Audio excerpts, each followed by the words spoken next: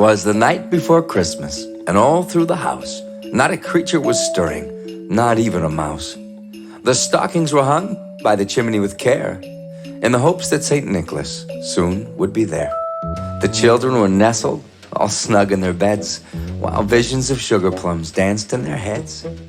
Mom in her kerchief, and I in my cap, had just settled down for a long winter's nap. When out on the lawn there arose such a clatter, I sprang from my bed to see what was the matter. Away to the window I flew like a flash, tore open the shutters and threw up the sash. The moon on the breast of a new fallen snow gave a luster of midday to objects below, when what to my wondering eyes should appear but a miniature sleigh and 8 tiny reindeer, with a little old driver so lively and quick. Well, I knew in a moment it must be St. Nick. More rapid than eagles, his coursers they came, and he whistled and shouted, and he called them by name. On Dasher, on Dancer, on Prancer, on Vixen, on Comet, on Cupid, on Donner and Blitzen. To the top of the porch, to the top of the wall. Now dash away, dash away, dash away all.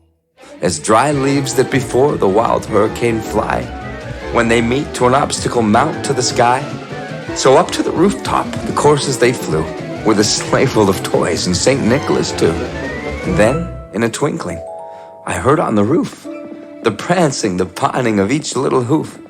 As I drew in my head and was turning around, down the chimney St. Nicholas came with a bound.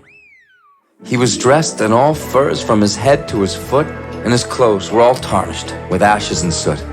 A bundle of toys he had flung on his back, and he looked like a peddler just opening his pack. His eyes, how they twinkled, his dimples, how merry. His cheeks were like roses, his nose like a cherry. His droll little mouth was drawn up in a bow, and the beard on his chin was as white as the snow. The stump of his pipe he held tight in his teeth, and the smoke, it encircled his head like a wreath. He had a broad face and a little round belly that shook when he laughed like a bowl full of jelly. He was chubby and plump, a right jolly old elf, and I laughed when I saw him in spite of myself. A wink of his eye and a twist of his head soon gave me to know I had nothing to dread. He spoke not a word, but went straight to his work, and he filled all the stockings and turned with a jerk. And laying a finger to the side of his nose, and giving a nod, up the chimney he rose. He sprang to his sleigh, and to his team gave a whistle, and away they all flew like the down of a thistle. But I heard him exclaim, as he drove out of sight, Merry Christmas to all, and to all, good night. Good night.